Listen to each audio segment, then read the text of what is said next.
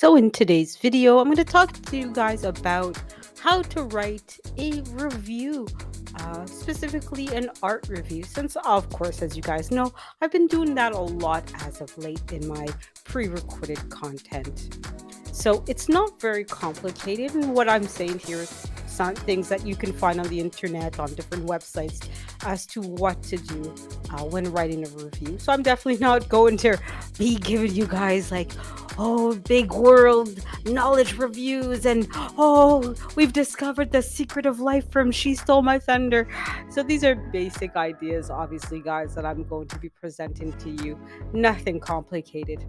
The first is, of course, to give your own thoughts and opinions of a particular piece, even if it's not always positive. You don't have to like something, right? You don't always have to enjoy art. There's going to be pieces or artists or movements or whatever the case might be that you're looking at this like, ew, or like, why are people paying for this? Like, why are people like ecstatic for this? But there could be pieces or artists or whatever the case might be that you absolutely love and are passionate about and enjoy and want to share with everybody. And people will notice, right? Both for the good things and the bad things that you have to see. People will sense that it's a genuine feeling, and that's what they want to see. They want to see your genuine thoughts and opinions of something, and that's why in several of my videos I tell people, look, if you don't like a piece that I'm presenting that I enjoyed, just say so. It's not my art. This is not a piece that I created. You can disagree with me, right? And it's okay to not like something that somebody else likes, as long as you're not making it about that other. Oh, you're an idiot for not liking this or for liking that, whatever the case might be, right? Don't make it personal as well. So when you're given your opinion, just make it clear that, hey, I don't like this because of, as you can see from the last sentence, of a particular element of that piece, right? So give examples as to why you might not like this particular piece or movement.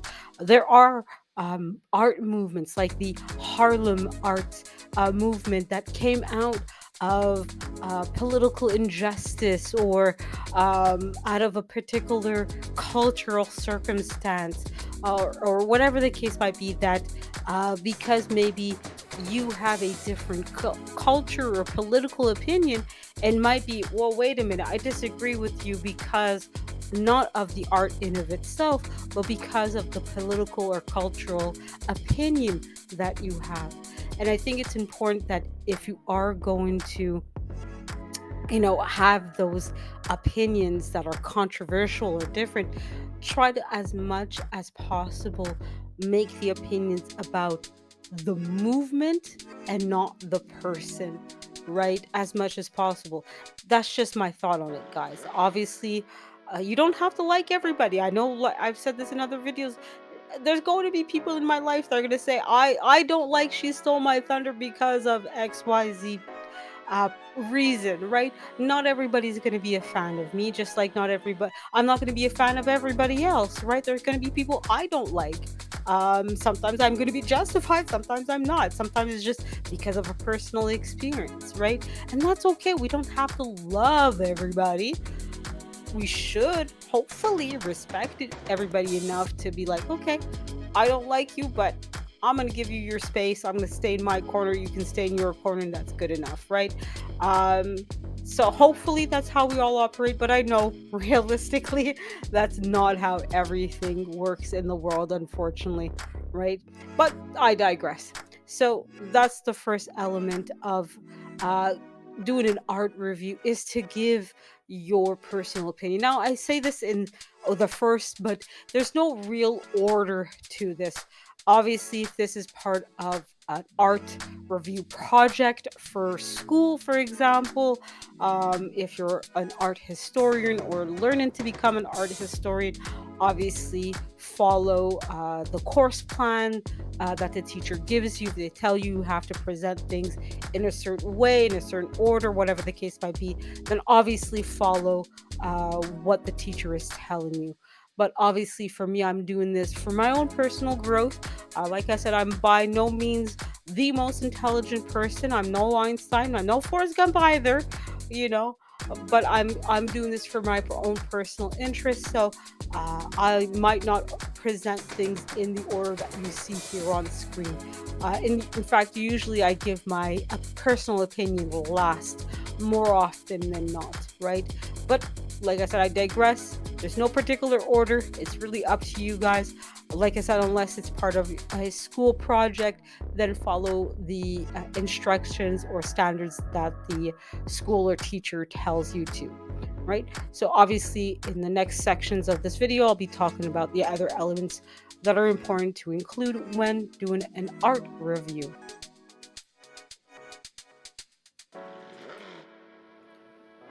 So I mentioned this briefly in the previous point is you want to give specific examples of your opinion, your thoughts, right? So if you say, I like this particular piece, give examples, right? So point excuse me, point 1 and 2 can be integrated into one point. You don't necessarily have to make it two separate things, right? In fact, when you guys hear my videos, usually that's what I do. I put 1 and 2 together, and it's, one big part where I'll try out as much as possible saying, "Oh, I really like this because of." I won't always necessarily give you guys in-depth details as to why I like a particular piece, but I try as much as possible to give you guys some kind of example as to why I like or dislike a particular thing. Obviously, more often than not, I'm obviously presenting pieces or movements or exhibits that I enjoy. Because for me, why talk about something that I don't really like or don't enjoy?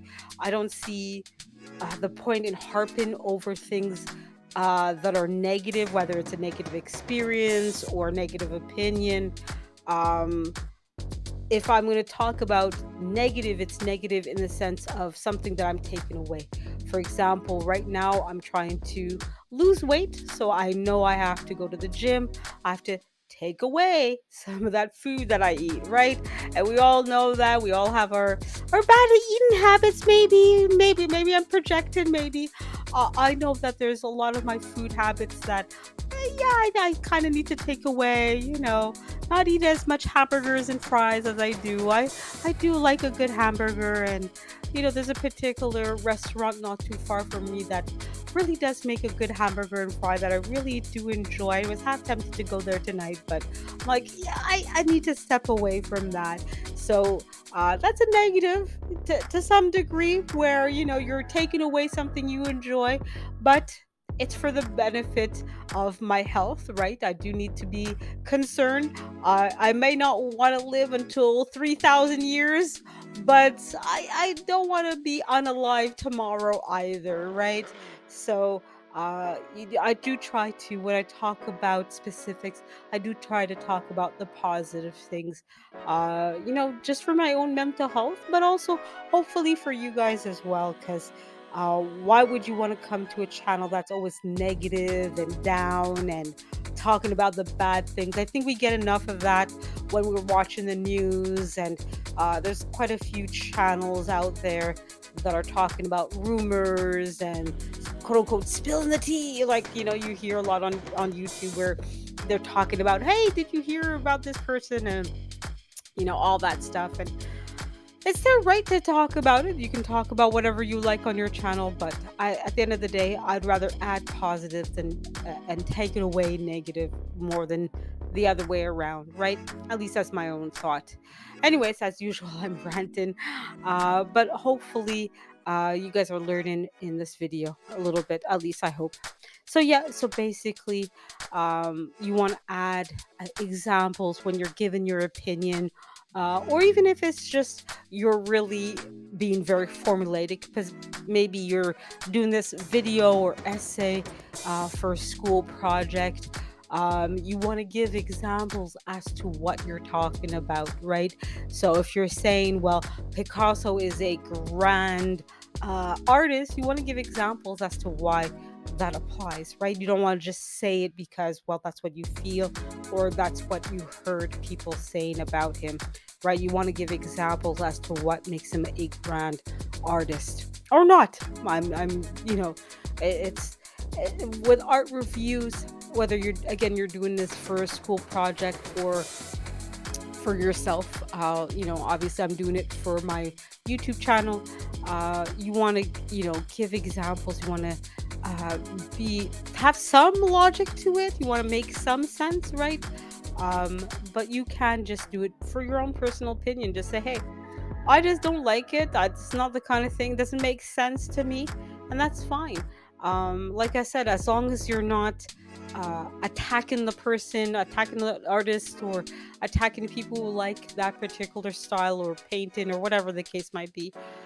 Generally speaking, people in the art community will have disagreements, right? Not everybody likes Picasso. Not everybody likes, Rembrandt or whatever artist that you can think of, and that's okay. That's why you'll find so many different art styles, especially nowadays with contemporary art. Contemporary art is not one and the same, right? You're gonna have different media that's involved, different mediums, different styles, etc. But that's what makes it wonderful and so enjoyable as well, is that it's not about you have to meet this one person's standard and that's it. And if you don't meet what they like, you're a crappy artist, you don't belong in the community, get the bleep out of here. It's no, it's there's different styles, there's different ways of going about being an artist. I know for a long time photography, is, something that was, no, this isn't art. You're not doing it. It's the machine, it's the camera, right? But now, uh, people accept photography as art, right? Not every photographer is an artist. Not every artist is a photographer, right? Um, I don't consider myself as a photographer, as an artist. I love photography, I love doing it, but for me, I look at it more as a hobby rather than me doing an art form. Um, I could become an artist, I guess, but I don't look at it that way. But, anyways, we're going to move on to the next point. So the next point is, of course, to make sure to use different sensory elements in your description of the work, like sounds or colors, right? So you really want to emphasize, and when we say sensory, it really is quote unquote the five senses. Now, obviously, what I heard recently was human beings don't have five senses. We have up to 20 senses, right? The sense of balance, right? That sense of when you put your foot down, if, ooh, the step is a little bit too low, it's a little bit too high. For anybody that's been at the Montreal Museum of Fine Arts, there's these weird sets of stairs in the main entrance. I love the look of these steps, but boy, are they weird on your sense of balance, because these are, and I'm sure that they follow the standards for building codes and things like that, but they're very low and very long. So when you put your foot down on the next step, it doesn't feel right. Your sense of balance is affected by it, right? So when you're describing art, right, you want to play on that. Now, obviously, on a YouTube video, it's always a little bit harder to touch the sense, some of the senses. The visual senses is where you might really want to play with.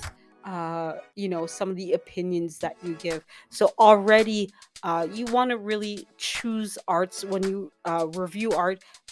You want to choose pieces that are visually something that you can talk about, right? So you want to talk about the color, you want to talk about the look, the aesthetics, right? Because that's what people are seeing. It's a YouTube video, right? You're seeing things, not just hearing, right? But you also want to talk about if it's if you can talk about music, because obviously, as we know, music is art as well.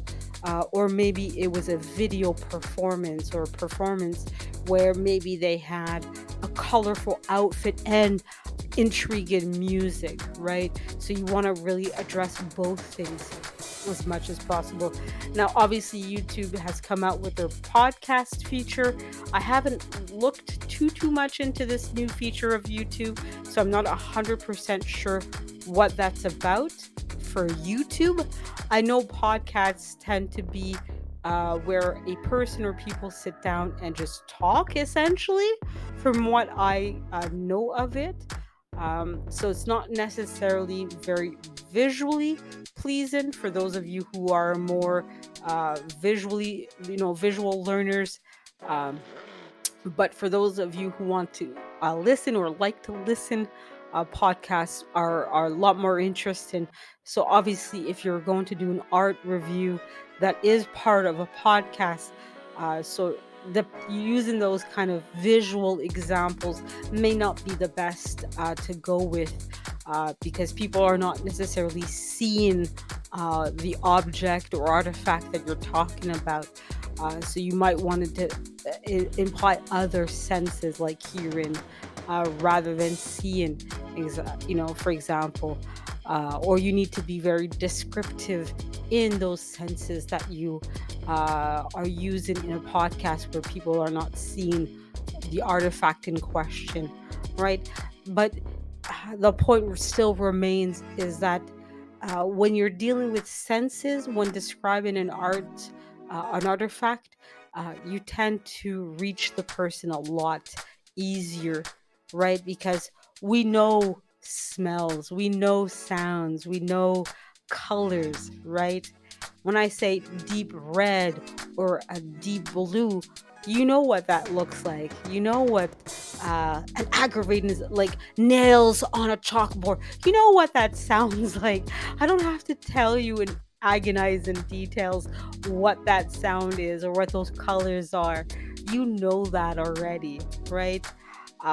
So when you're describing an artifact, when you're giving your opinion, you want to include those elements that really, reach the audience and hopefully allows them to connect with the artifact that you're talking about, right? So that they have um, almost a tactile experience with your review of the artifact. They're not just sitting there listening to you, they're living the review with you. We are human beings. We connect to the world with our senses, right? We have to see things, we have to smell, we have to touch it, right? So if you can describe, um, you know, artifacts through the senses, chances are people are probably going to listen to your reviews, uh, and hopefully enjoy them as well. Hopefully. So, of course, my next point is to obviously provide a review of the artist or the artifact or art movement, right? You want to provide details, right? So this is usually the point that I start with. Like I said at the beginning of this video, it's in no particular order that I'm presenting these points. You guys don't have to follow the order I'm just given. Like I said, this is usually the first or one of the first points that I talk about. I present the facts and then give my opinions and then give examples, etc. But you don't have to, right? There's no order to this, so you guys are free to do these points in whatever order. But you do want to present a certain amount of facts about uh, the artifact or the movement or whatever the case might be. I usually try to talk about points that I find interesting, that I might have learned myself. There's lots of things that I know, but I'm by no means a dictionary. I'm by no means the most knowledgeable person in the world, and I'm so into. No, definitely not. I'm like a lot of people. I learn through what I do, right? I take photos of the artifacts and the descriptors, and oftentimes as I'm talking about it, that's when I'm like, oh, this artifact is called this. Oh, it's about that. Oh, it's part of this. Oh, that's interesting. So I'm learning at the same time that you guys are learning more often than not. And I make no shame about this. I often go onto Wikipedia to, research the artists that I find. I do eventually want to go more in depth with the art reviews that I do. For now, I do want to just get in the habit of doing art reviews, but I do eventually want to make longer videos or create videos that go and present details that you might not find right away. Sort of on the page 27 of Google, right? We often stop at the first maybe two or three pages of Google at best when we're dealing with research. I kind of want to go to the back pages of Google, the sort of quote unquote dangerous side of YouTube. And oh my God, page 28. Oh no. But I go to Wikipedia to find out about things, and I make no shame about it. For me, I love Wikipedia, and I think Wikipedia gets a bad rap. And the only reason I've ever heard people giving a bad rap to Wikipedia, it can be edited. Sure, it can be, but it also ends up being reviewed, right? So when you edit something on Wikipedia, they don't just let it sit. It gets reviewed, and if the people see that you're wrong and you're wrong repeatedly, they will ban you, right? So it's not just okay, I want to write something on Wikipedia. It's, are you given accurate information that can be reviewed, that can be verified? And yep, we got the stamp of approval. This really is a factual element because they know people are going to Wikipedia and looking things up. If I want to, part of my photos that I have on my Flickr account have a lot of names of butterflies and flowers and plants. A lot of that I got from Wikipedia because I want to be sure, is this the right name for this butterfly? Is this the right name for this flower? And Wikipedia saved the day more often than not. It's, yep, that's the name of it. That's the Latin name. Yep, you got it right. You're fine. Or no, it's not spelled that way. It's spelled this way. Okay, thank you, Wikipedia. Um, so I definitely enjoy Wikipedia. Now, is Wikipedia the only source of information you should have? No, especially if you're doing a college or university level research paper. Wikipedia should be the starting point of your research, of your paper, right? You definitely, as you see on screen, want peer reviewed sources, right? So that's where, especially if you're in college or university, you will be getting access quite often to scientific papers, right? Now, obviously, we think when I say scientific papers, we often think of obviously science, right? But peer reviewed papers or researched papers aren't limited to the STEM field: science, technology, engineering, and math. Um, Especially with the quote unquote hoity toity artists, there are very serious um, peer reviewed papers and sources that take analyzing artists or art in general very seriously, especially with certain artists like Picasso or Monet or Rembrandt, sort of the big names, right? Where they know a painting that is owned privately, uh, maybe the owner wants to sell it. If it comes out that this painting is a fraud, that person stands to lose millions of dollars, right? The art community is very serious with a lot of the artists. Maybe not all. If I painted a painting today, nobody would care. You know, like nobody's fighting to verify, is this a real, she stole my paper, she stole my thunder painting or something. Nobody's gonna put that much effort into it. But if I said, oh, I have a Picasso painting, all of a sudden, yes, there's going to be a lot of serious research done, and you're gonna have things like providence. Now, that's a term that I heard a lot of people using for provinces, right? Providence and provinces are not the same thing. So please, if you're not Canadians, don't say Providence to say province, right? Providence is that paperwork that shows the history of a painting. It's the bloodline of a painting, right? It's the DNA, the 23andMe of painting, of the art world, right? It sort of shows the heritage of the painting. And of course, the starting point of any providence should be the artist themselves, and then the person that they maybe gave the painting to, maybe they sold it to them, whatever the case might be, right? So a providence sort of shows the pedigree of the painting. I know it sounds like really hoity-toity, but the art world, like I said, especially when it comes to the big names, are very serious, and you need to have the peer reviewed, and you need to be very serious and document and really show your reasoning, right? It's no this part of it is not personal opinion, right?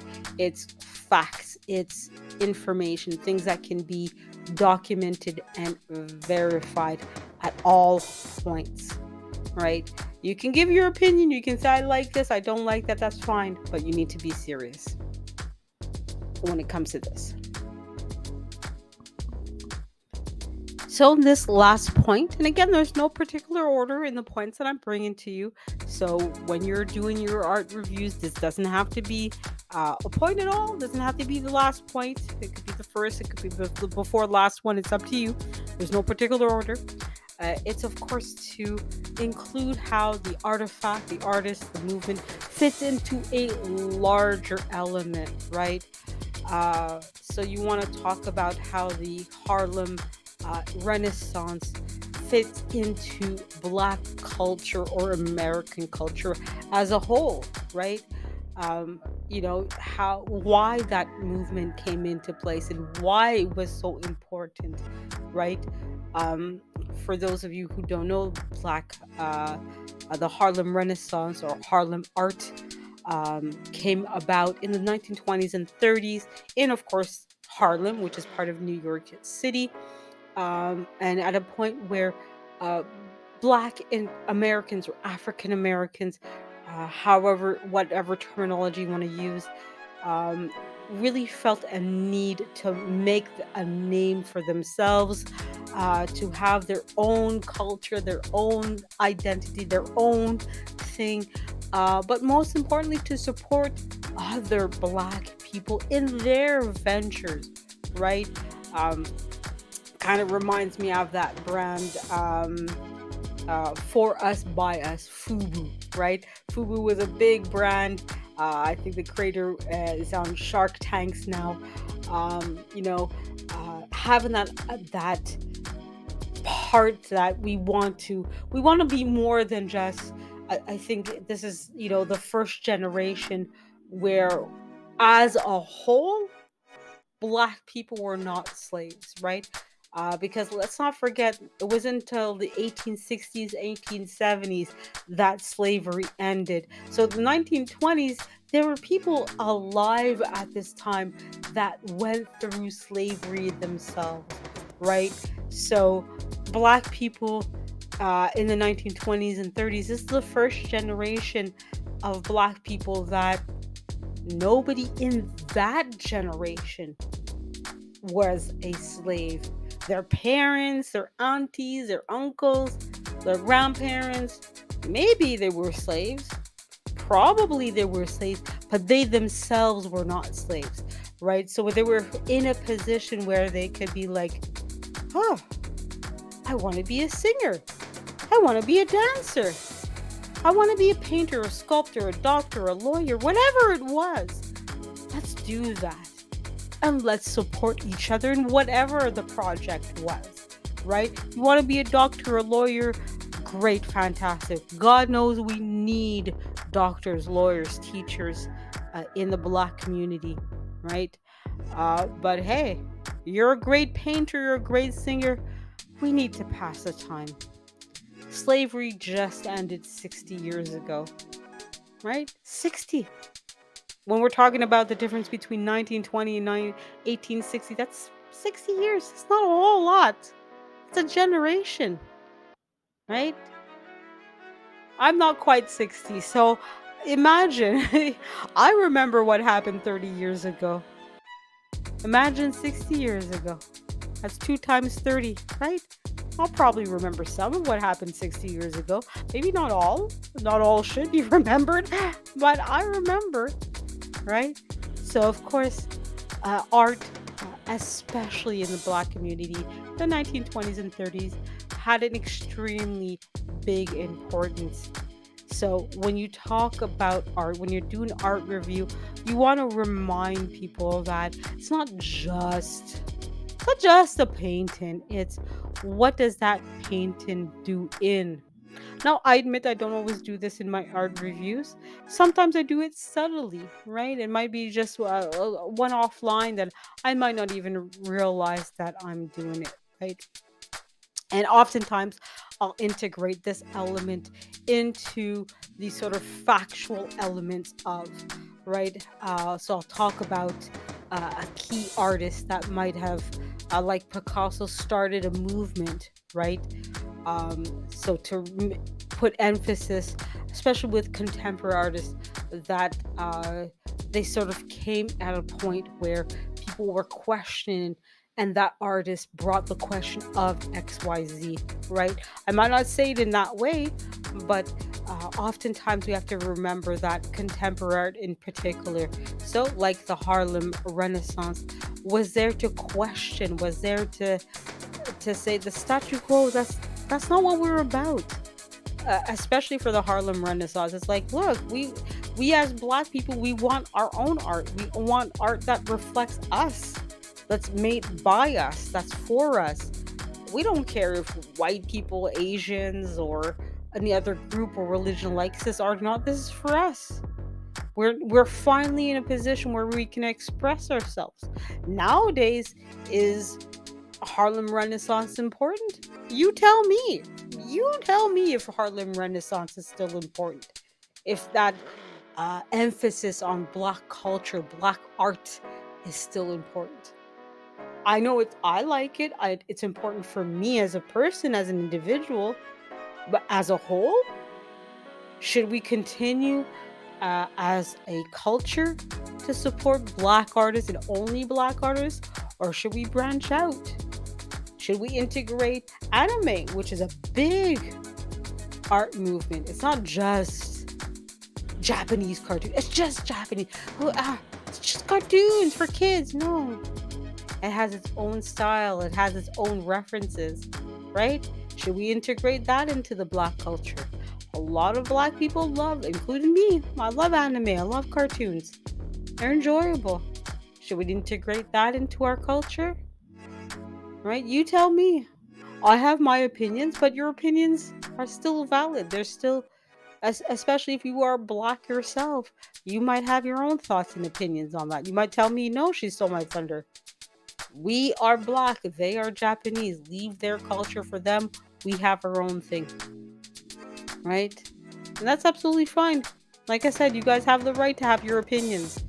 You don't have to love everything I say. You don't have to agree with everything I say, and vice versa, right? So of course, in this element, it's important to keep your personal bias out of it, because you're just given facts, right? Harlem Renaissance is blah blah blah, right? Picasso was born on blah blah blah. So that's obviously the more dry part of my presentations, where I'm just citing off facts, right? Facts over feelings. right? And you do want to make sure that, like you see on screen, that you're not presenting your own bias, your own thoughts and opinions. That's obviously something I address in the first point, is presenting your own thoughts and opinions. You have the right to have your thoughts, right? But make it distinct from the facts, right? Picasso was born on a particular date and time. He passed away on a particular date and time, right? He lived in certain cities, right? Those are facts. Those are things that, whether you like it or not, doesn't change it, right? He dealt with a lot of African art, like it or not. So it's important in this point, wherever you present it in your art review, you're sticking with the facts. And if you want to give your opinion, oh, I don't like Picasso because of blah, blah, blah, that's fine. You don't have to like Picasso. You don't have to like Rembrandt or Monet or whatever. You don't have to. That's what, for me, that's what I find fascinating. And that's why I enjoy art so much now, is you can be safely polarizing. You can say, I don't like this artist because, and that's fine. You know, there's going to be examples of artists that probably said and did, at the very least, questionable things at best. And you have the right to say, hey, wait a minute. Whoa, whoa, whoa, buddy. Yeah, you crossed the line here, buddy. Buddy. You know? But in this particular aspect, really stick to the facts, right? Stick to the things that you can prove beyond a shadow of a doubt, right? Their birth certificates, their death certificates, etc., right? You want to stick to the facts, and after that, you want to talk about your opinion, go for it, right? And like I said, as long as you're not making it personal attacks, oh, she stole my thunder, likes this artist, they're a horrible person, because no, you can disagree with me. You're allowed to not like an artist that I like. You're allowed to like an artist I don't like. Go for it. I mean, of course, I would love that you guys love the art that I love. You guys love the artifacts I love. I would love it, but you don't have to. You really don't. You can have your own opinion. So hopefully you guys liked my presentation on how to do an art review. If you guys want more videos like this where I teach you guys what I know, and what I know is what I know. I don't know what I don't know. But I will obviously go back to, doing my art review, and I will go eventually back to doing my Spanish lessons, my French lessons, and quite reading. Eventually, I will get back to it. Like I said, I've been busy at work. I've had to take on a new task, a new role at work. So that's been keeping me busy. But hopefully, I will be able to get back to the content that you know and love from my channel. But if you guys have any ideas or suggestions, please leave it in the comments. And of course, while you're in the comment section, leave me a like, leave me a sub, and if you can, take a moment to share my video out into the world. So I hope you guys have a great, fantastic day, night, week, weekend, month, year, life, whatever you're going through. I hope that it's nothing but positive and wonderful.